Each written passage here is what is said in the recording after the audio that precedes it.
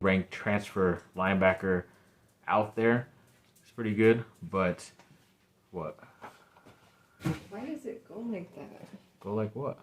Nice. Going on, dude. And so yes, USC did get another transfer through the portal.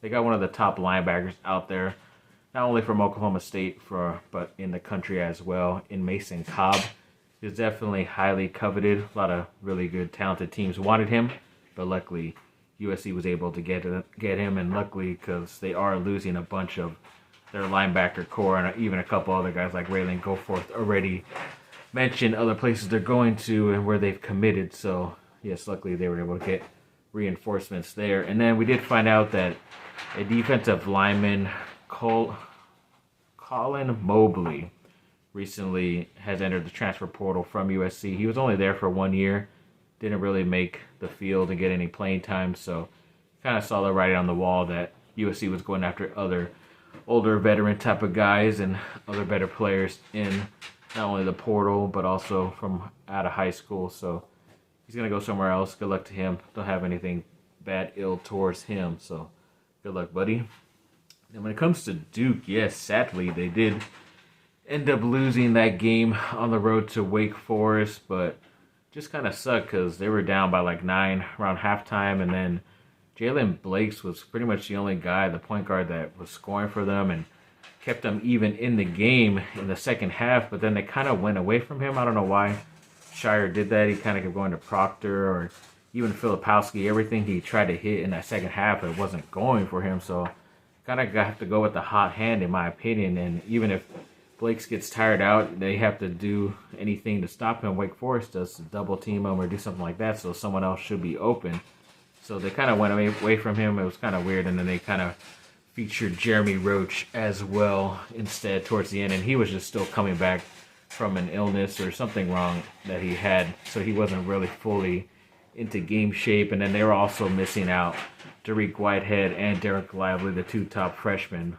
They were out due to an illness, not COVID related, but they are sick apparently. But overall, I guess we'll take this L as of right now. Hopefully they can work on it and become a better team afterwards. And then ex-USC player who's with the Cleveland Cavaliers right now, Isaiah Mobley.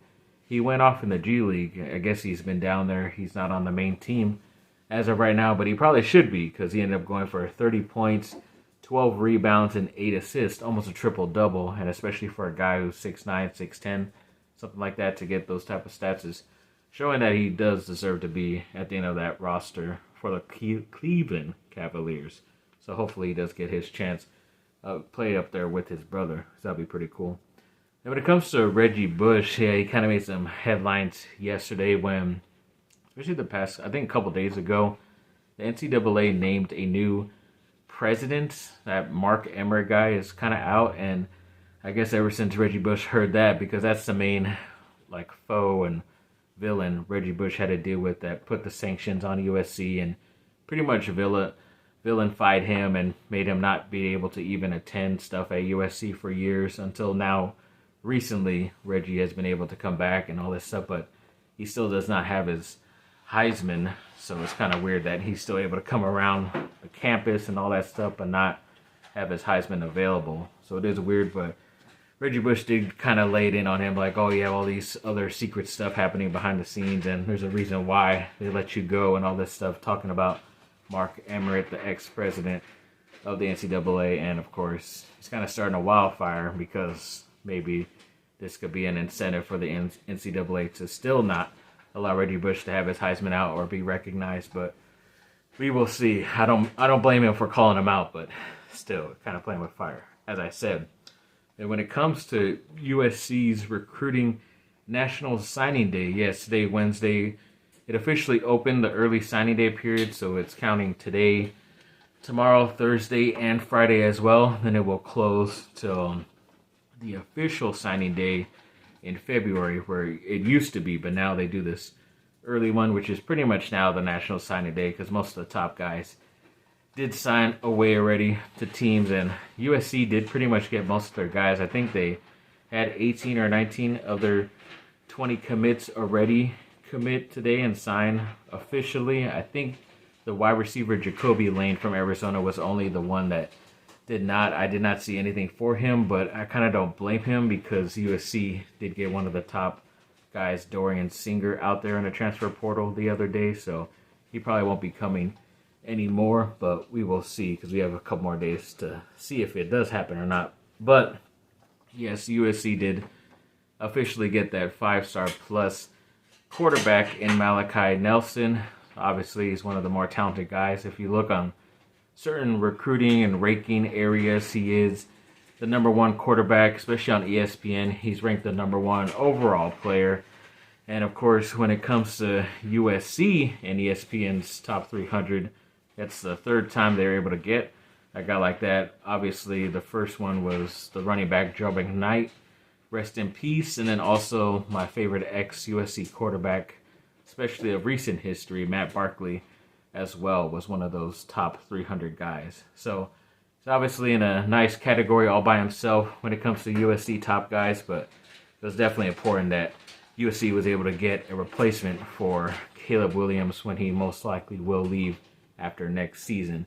And they were also able to get his roommate and teammate as well, the wide receiver / cornerback Mekhi Lemon from Los Alamitos as well, who was officially named a 5-star plus athlete as well. And obviously, this guy reminds me a lot of Amon-Ra St. Brown, who's killing it right now with the Detroit Lions. But, you know, he could play defense as well, but I think he might stick with offense and become a way better player at that position. But yeah, this guy is a very talented, diverse dude. So definitely very happy to have him. And they also secured another top 5-star wide receiver from Nevada, and Zachariah Branch. Obviously, Zion Branch, his brother, the safety, chose USC last year and did not play this year because of an injury, but he is finally rejoining him again, so they're teammates, which is pretty cool again.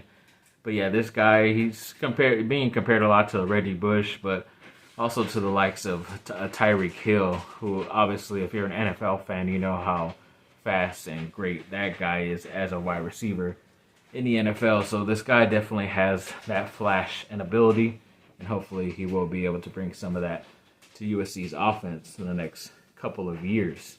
And when it comes to their top linebacker and pretty much top defensive player, they were hoping to get this entire time, Tackett Curtis from Louisiana.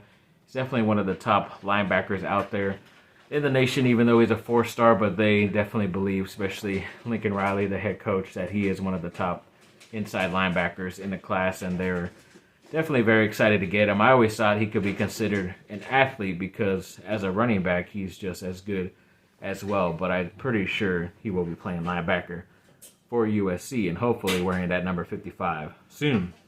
And then another top defensive player, the defensive lineman, Braylon Shelby from Texas. He was considered a defensive end, but I guess he could play either spot now because he is listed as a defensive lineman. But he's the one that made the most, highest jump in the rankings, 30 or 40 spots from when he was a junior to senior. So it's obvious that this kid has talent and it's only getting better. So luckily he's still stuck with his commitment to USC. So looking forward to him.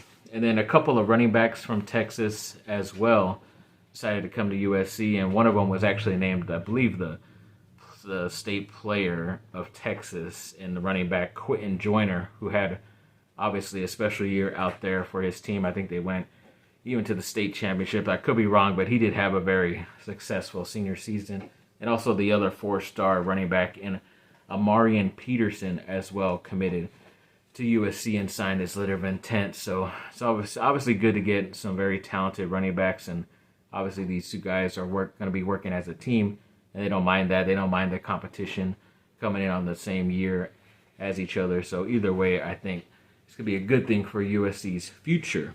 And then the defensive lineman, the 4-star Sam Green from, I believe, Washington, D.C., somewhere out there. He is definitely one of the top guys that have been committed for a while to USC, and he's been definitely trying to recruit other guys as well, but definitely from his size, 6'5", almost 250 or something like that, and he's still very athletic and agile, so definitely looking forward to his future on defense also. And then USC did get quite a bit of offensive linemen. I think they had like 5 commitments, and I think they got pretty much all of them. So the first one from the state of Washington, offensive lineman Micah Bonuelos, who had said he was committing a couple months back, did officially sign the 4-star. So that was good. Elijah Page, who's a 4-star outside tackle from, I think, Arizona. He's from out there. He was once committed to Notre Dame, but then quickly switched to USC after he made his official visit. So definitely very excited to have him on the roster as well. Another big-time offensive lineman, Alani Noah, who's definitely a very big dude. He's like 6'3", 6'5", over 300 pounds. And I want to say he was one of these offensive linemen that played defensive line as well, because he was really big and athletic. And obviously when you're the more athletic guy on your high school team, you usually play both ways. But this guy could play on either side, but I think he's going to be coming in as an offensive lineman in this class. And then another offensive lineman to mention, Amos Talalele. He's a pretty big dude as well. So these guys look like they're going to be playing the interior, so the guards, maybe center's position. I think Bonuelos is a center, the future center for USC. But yeah, these guys are very talented. Maybe 3 or 4 stars, but USC definitely really liked them from the start, and they know the type of guys they can turn into, hopefully. Then a really good hard-hitting safety from out here in California, Christian Pierce, ended up signing with USC. I believe he's from Rancho Cucamonga area, somewhere like that in the Inland Empire. But yes, this guy is one of the better safeties out there. Definitely very excited that he was now on USC's roster. And they also signed a defensive back and Maliki Crawford from up there, I believe in Oxnard, California, so close to the midway of California.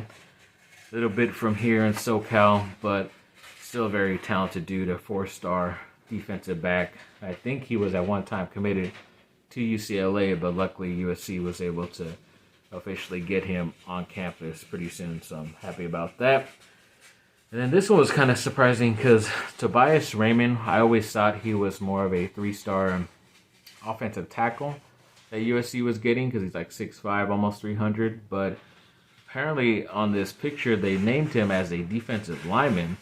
And I think I remember them saying that he did play both ways, but I thought Talele was the more, Noah. Alani Noah was the more productive defensive player compared to Raymond. But maybe if his future doesn't work out as a defensive lineman, he could always go back to the offensive side as well at USC, be as versatile as he can to show the NFL scouts all that. So definitely looking forward to how that portrays out. And then when it comes to another defensive lineman, Dejan Lafede.